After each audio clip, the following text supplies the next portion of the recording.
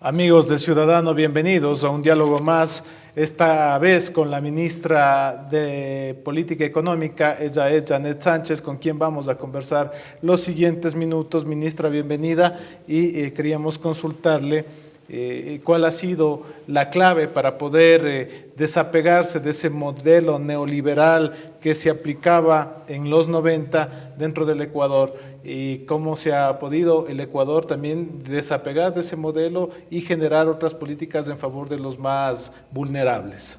Sí, bueno, muchas gracias por la invitación y en verdad parte de las acciones más importantes del modelo de desarrollo emprendido y de la visión de la política económica ha sido mejorar las condiciones económicas, pero no de unas pocas personas, sino de una economía más democrática. Creo que eso lo hemos logrado.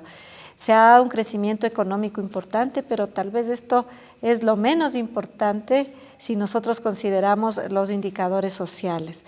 En realidad se ha generado empleo. Ahorita mismo estamos con la tasa de desempleo más baja desde que es posible comparar, que es desde el 2007, estamos con el 4.6% de desempleo, un crecimiento dinámico luego de la crisis, ¿no es cierto?, que empezó con el 8% en el 2011 y probablemente acabamos cerca del 5% el 2012, lo cual son cifras muy importantes luego de haber crecido el 8%, pero con un efecto sobre todo en la vida de la gente.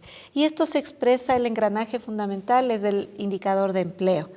Como he dicho, ha bajado subempleo, estamos también con niveles ya de subempleo muy bajos y una tasa de desempleo de las más bajas que 4.6% en el caso urbano. La ocupación plena por primera vez supera más de la mitad de la población económicamente activa. Eso es empleos dignos, con los salarios, con los horarios, en fin, como debe ser. Entonces, creo que fundamentalmente lo que hemos buscado lo vamos logrando. Hay mucho por hacer, pero creo que eso es fundamental. Respecto al estilo de las políticas y versus lo que se tenía en los 90, en los 80, creo que hay una diferencia muy importante. El motor, ¿no es cierto?, que tiene que ver con la política económica, por supuesto, siempre es la inversión, pero tanto pública como privada. No hemos tenido temor como se tenía en la concepción más neoliberal. Todo gasto público era equivocado, había que ajustarse y todo era, digamos, visto de una manera negativa. Nosotros hemos entrado con gasto público muy activamente porque también las condiciones de desigualdad de la socioeconomía ecuatoriana han sido muy altas y se necesitaba hacer una actualización de inversiones tanto en infraestructura, de carreteras, de centrales hidroeléctricas, muy importante. Habíamos desinvertido. El Ecuador en sus activos estaba pobre y en su activo fundamental, que son las personas, que es el capital humano, mucho más. Entonces lo que se ha hecho es recuperar el poder que tiene el Estado, ¿no es cierto?, para participar activamente en el desarrollo económico y social. Hemos sido muy activos en inversión pública, pero también hemos colectado la contribución de los ciudadanos vía impuestos para redistribuir a la sociedad tanto en todos los bienes sociales que son necesarios como educación, salud, bienestar, seguridad social, pero también en las bases materiales para el desarrollo productivo, para el despegue de la misma empresa privada y de los productores en general. Creo que pasados 6 años, la manifestación de los indicadores y de los resultados en la vida de las personas y también en las condiciones para un despliegue productivo están dadas. Se ha hecho muchos avances. Ministra, en el tema de recaudación de impuestos hay todavía sectores que se muestran como reacios a poder pagar estos impuestos que deben al Estado y que favorece a los sectores más vulnerables. ¿Cómo convencerles, qué decirles, qué hacer con estas personas para que puedan cumplir con este deber? En términos generales, creo que existe un pacto social y ese pacto lo sellamos en la Constitución del 2008, cuando los ciudadanos mayoritariamente nos pronunciamos por querer tener una sociedad más justa, más igualitaria y desde la perspectiva del sistema económico, un sistema económico más social y solidario. Creo que ahí está la base fundamental de lo que luego sería la construcción de la política tributaria en el país, que es lo que permite hacer el ejercicio de la redistribución del ingreso fundamental, ¿no es cierto?, en cualquier política pública. Como usted ha dicho, ciertamente y en ciertos casos existen, por supuesto, afectaciones a intereses más corporativos, más de ciertos grupos, como es el caso de los bancos, de algunos sectores empresariales. Pero creo que en general ha habido la conciencia de que era justo y necesario, de que es justo y necesario financiar el presupuesto como lo hacen la mayoría de los países desarrollados, como tenemos ejemplos aquí mismo en América Latina, ¿no es cierto?, con Uruguay, con Chile mismo, con Argentina, con Brasil. El nivel contributivo es importante y eso es lo que permite tanto la redistribución en bienes sociales como educación, salud, bienestar social, seguridad social, etcétera, pero también en las inversiones que solo la acción colectiva lo puede hacer. Por ejemplo, los puentes, los aeropuertos, las redes viales fundamentales, las centrales hidroeléctricas, etcétera. Entonces, hay que pedir a los actores en general, económicos o individualmente a los ciudadanos, por supuesto, siempre el espíritu o la actitud y la voluntad de solidaridad para construir esa sociedad que todos queremos, con mucho más bienestar, con muchas más personas también dispuestas a emprender como también a consumir, ¿no es cierto?, que interesa de paso tanto a los empresarios como a los industriales. Si no tenemos mínimas condiciones, si no pagamos salarios justos, si nuestra gente no está sana, no está bien educada, no tenemos, digamos, una capacidad de trabajo adecuada, entonces estamos construyendo sociedades inviables. O sea, creo que de eso tenemos conciencia los ciudadanos y hay que hacer un llamado a aquellos actores, ¿no es cierto?, que han tenido que hacer una contribución adicional, que lo hagan en función del desarrollo del país y de sus propios intereses. Porque, por ejemplo, en el caso de los bancos, ciertamente hay un costo inicial y por supuesto que es, digamos, una redistribución que parte de sus utilidades para repartir entre los más pobres. Pero luego viene la retribución, porque vamos a tener más ciudadanos, en este caso, por ejemplo, en el caso de la última reforma de redistribución del gasto social, vamos a tener cerca de 2 millones de ciudadanos con mejor capacidad adquisitiva, con más posibilidades de hacer inclusión financiera, ¿no es cierto? Entonces, finalmente, eso provoca un efecto en la economía también importante que va a retribuir en el mediano y largo plazo a esos mismos actores que en el corto plazo pueden tener un costo inicial. En 2003 está previsto que la banca privada pueda otorgar créditos hipotecarios a los ciudadanos. ¿En qué medida eso puede afectar a la economía o no puede afectar a la economía del país? Bueno, la banca siempre ha tenido una cartera hipotecaria, ¿no? Lo que ha ocurrido en los últimos años es que el BIES se constituyó en un actor importante, pero por supuesto la banca privada también ha sido un jugador importante en el mercado de crédito hipotecario. De acuerdo a las nuevas regulaciones y a la ley, ¿no es cierto?, la Superintendencia de Bancos tiene que hacer una regulación para establecer unas cuotas mínimas. Y esto todavía está siendo discutido, todavía no se ha llegado a hacer esa regulación.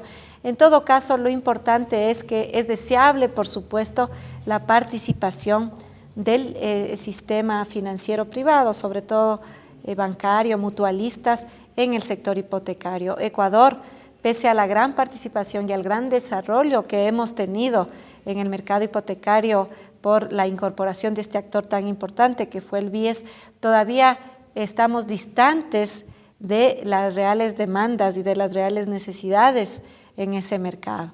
Ecuador fue un país con una atrofia en el mercado hipotecario respecto a lo que ocurre en otros países de la región.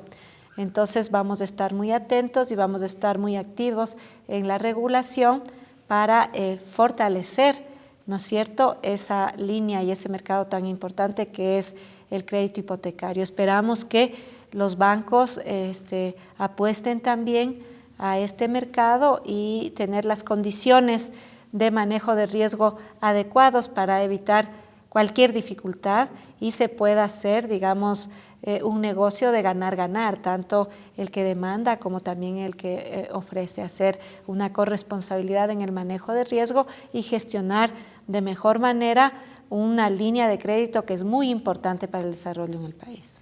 El bono de desarrollo humano subirá desde el 2013. Esto ha sido cuestionado por la banca. ¿Qué va a pasar con la banca? ¿Seguirá fortalecida en los próximos años?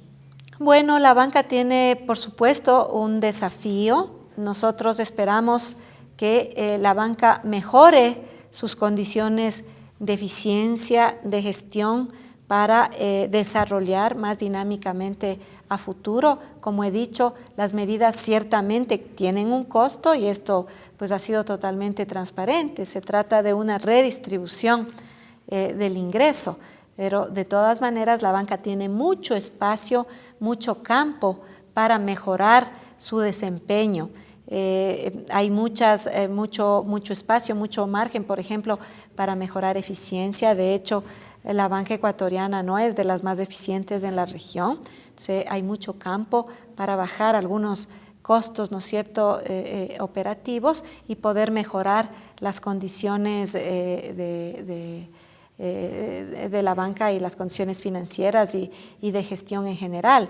También caben innovaciones tecnológicas, que hay un campo muy vasto en el que todavía la banca puede incurrir. Se pueden hacer apuestas también al capital, apuestas frescas al capital. Hay algunas opciones. De todas maneras, nosotros siempre estaremos responsablemente mirando el desempeño y confiando en que las cosas marchen adecuadamente, o si no, estableciendo las regulaciones oportunas para mantener el sistema saludable y fortalecido. Ministra, ¿en qué medida está cubierto el presupuesto para el incremento del bono de desarrollo humano? Bueno, esto ya fue definido oportunamente con las medidas adoptadas de acuerdo a la última ley. Hay un poco más de 130 millones. Existen otras medidas más administrativas que complementan y luego está cubierto la parte restante con el presupuesto del Estado, ¿no? Está perfectamente financiado ya el incremento. En el 2012 fue la primera ocasión que la balanza comercial registró un superávit. ¿Qué se va a hacer? ¿Cómo se va a proteger a esos microempresarios que también son partícipes de ese hecho, como son los pequeños productores del calzado, del cuero, de los textiles?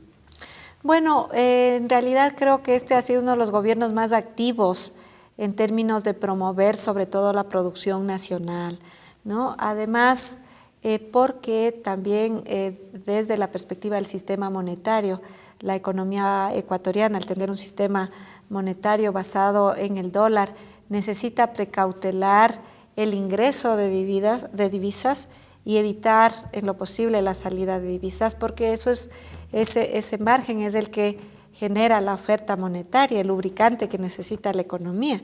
Si es que eso se debilita, entonces se debilita toda la economía. Y por eso hemos sido muy activos a través del COMEX y otras medidas para favorecer sobre todo la industria nacional. Entonces, creo que parte de la reactivación de ciertos sectores, tanto de calzado como de confecciones también, no ha sido casual. Ha sido fruto de políticas deliberadas, ¿no es cierto?, donde se ha buscado por el lado de la política sectorial apoyar a estos actores económicos y por el lado de la política comercial proteger un poco la producción nacional particularmente. Entonces, hemos sido muy activos en las políticas arancelarias, por supuesto con una clara estrategia, ¿no es cierto?, buscando precautelar insumos o bienes de capital con los que no cuente el país para que los productores puedan hacer sus operaciones adecuadamente, pero precautelando sobre todo en encarecer aquellas importaciones, ¿no es cierto?, que no son indispensables o que generan amplias competencias para producciones nacionales. La disminución del desempleo, el incremento de los salarios son políticas, logros sin duda de este gobierno. ¿En qué medida o qué se realizó para poder lograr esos indicadores, esas cifras? Y siempre el indicador de empleo es resultado de un conjunto de medidas, ¿no es cierto? Y también de condiciones internacionales que hay que reconocerlas, ¿no? Por supuesto, el comportamiento del mercado de bienes primarios y sobre todo petrolero fue favorable. Esto es lo que plantea normalmente la oposición, pero no es el único elemento.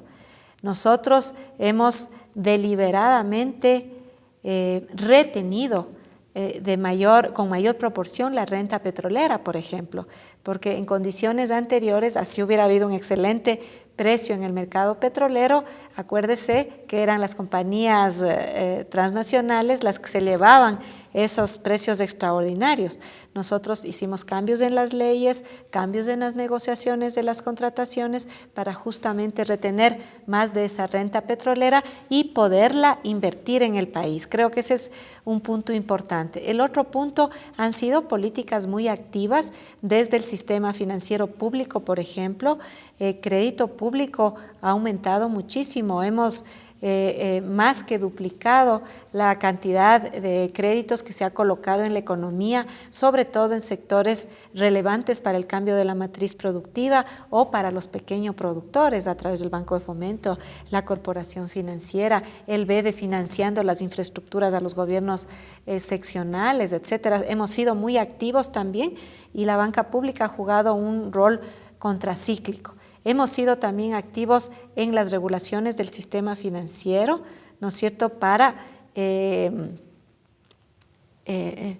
permitir que el crédito se dirija activamente. Por supuesto, las condiciones de la dinámica económica provocaron también unas excelentes condiciones en la posibilidad de depósitos y colocaciones en ambas direcciones. Entonces, hemos tenido como una sinergia positiva de varias situaciones económicas nacionales, internacionales, pero políticas también deliberadas, como por ejemplo el de la inversión pública, que han permitido mucho dinamismo en la economía. Hemos mejorado las condiciones también de maestros, de la gente que recibe el bono de desarrollo humano, de los médicos, del personal de seguridad, tanto de policía como de Fuerzas Armadas, particularmente de la policía, de la justicia. Entonces, si uno une todas esas condiciones y esas políticas, han provocado un efecto muy importante en la economía. La persecución, ¿no es cierto?, de estos propósitos importantes y estos principios que también se avalizan en la Constitución, por ejemplo, como la idea del salario digno, del salario de equidad, han permitido también una distribución más justa, ¿no es cierto?, entre el capital y el trabajo. Las medidas tomadas respecto a la relación entre el capital y el ser humano, por ejemplo, con las regulaciones en el sistema financiero.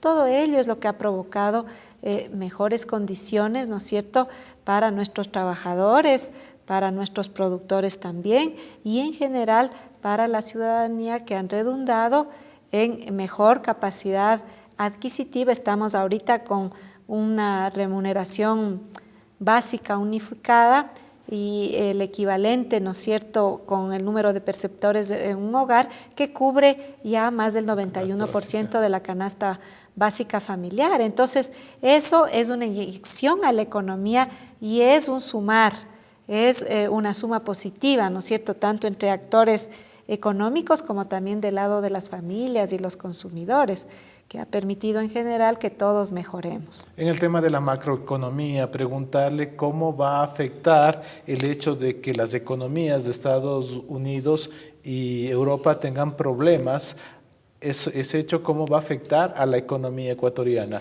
Bueno, en realidad las condiciones de la macroeconomía global no son las mejores, ¿no es cierto? Usted ha dicho bien, en el caso de Estados Unidos casi tenemos un comportamiento parecido según los pronósticos al año pasado, eso es un poquito más que 2 puntos, que es un crecimiento relativamente modesto, digamos, en el caso de Estados Unidos, más un déficit bastante importante. En el caso de Europa, al menos de la zona euro, existen muchos problemas. En la zona euro, algunos organismos como la OCDE, por ejemplo, pronostican hasta decrecimiento. O sea, todavía no hay una reactivación. China, India, más bien los países emergentes son los que están mejorando un poquito en términos de las previsiones hacia el 2013. América Latina también, de acuerdo a las consideraciones que ha hecho la CEPAL, algo mejora en su conjunto. Pero, por supuesto, la economía global no está en las mejores condiciones y eso hay que considerar y, por tanto, sí hay un entorno no tan favorable. En todo caso, la economía ecuatoriana, al menos de las previsiones hechas por el gobierno ecuatoriano, estarían por sobre el 3.8, que es la previsión original. Estamos justamente haciendo ajustes y aspiramos en que alrededor del 4 más o menos podamos, lo cual sería un excelente resultado frente a las condiciones internacionales desfavorables. Hay que ver que también va a haber el paro de la refinería, ¿no es cierto?, hacia la segunda mitad. ¿Eso cómo puede del afectar a la año. economía también, ministra? Bueno, por supuesto que es una afectación porque tendríamos que importar, dejamos de producir y tendríamos que importar. Entonces, por el sector externo eso nos causa una presión y recibimos menos ingresos, tenemos que pagar y recibir menos ingresos por nuestra propia producción. ¿Qué se puede hacer para mermar el impacto? Bueno, nosotros ya hemos tomado algunas estrategias. De hecho, se hizo una negociación con el FLAR para tener una línea de contingencia justamente pensando en esta situación.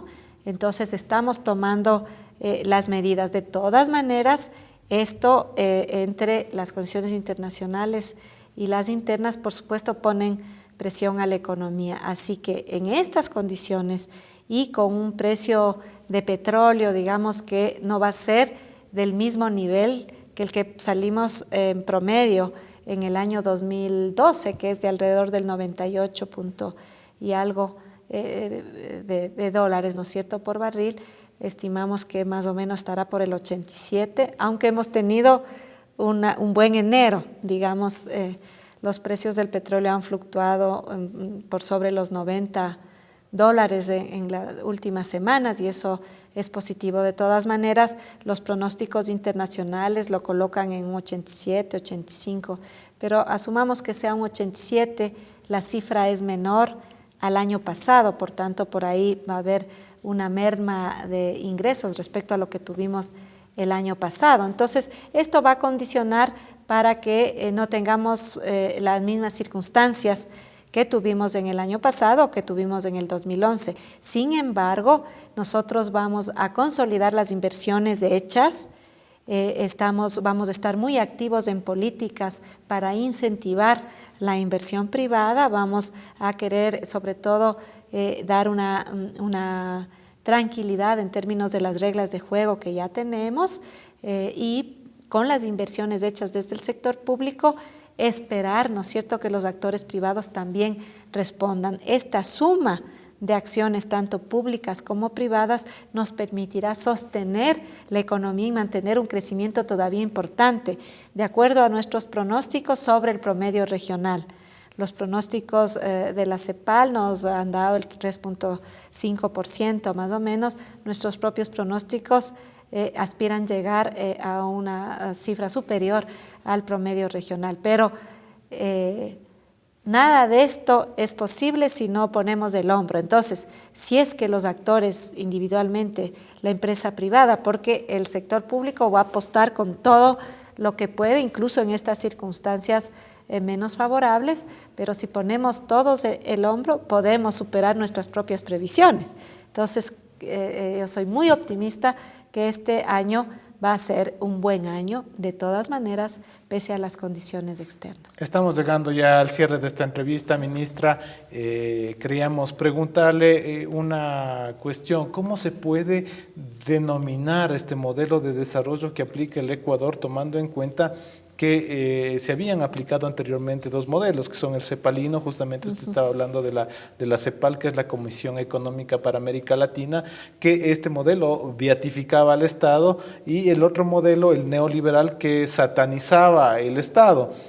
¿Cómo se puede denominar a este modelo que aplica el Ecuador? Nosotros tenemos un modelo de desarrollo nuestro, ¿no es cierto?, que busca la democratización económica, la inclusión de la ciudadanía en el desarrollo económico. Esto es fundamental, con sostenibilidad en términos sociales, en términos ambientales.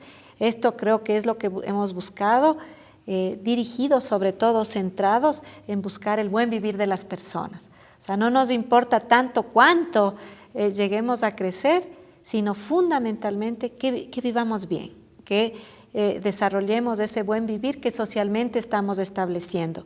No creemos en falsas dicotomías que nos han entrampado mucho tiempo en el debate entre Estado versus mercado, si mercado es perverso o el Estado es el perverso.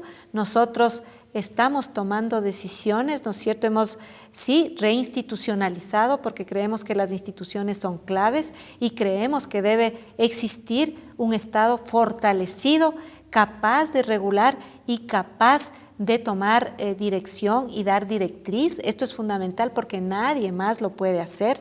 El mercado solo no lo va a hacer, pero creemos también que el mercado es una institución fundamental. Entonces, nosotros creemos en una sinergia adecuada entre el mercado, el Estado, el ambiente, la sociedad, en una sociedad democrática, pero creemos profundamente que luego de estos consensos mínimos que construimos en la sociedad cuando aprobamos una propuesta de gobierno, esta tiene que ser claramente liderada, ¿no es cierto?, para que podamos alcanzar los fines que nos proponemos como sociedad, y para eso hace falta un Estado eficiente, un Estado fuerte y políticas públicas efectivas, y una sociedad muy activa, muy participativa y poniendo el hombro para resolver los problemas que son vastos. Gracias, ministra, muy amable por su tiempo y su diálogo acá con el ciudadano. También a los amigos televidentes agradecerles su compañía e invitarles que nos puedan acompañar en una próxima ocasión.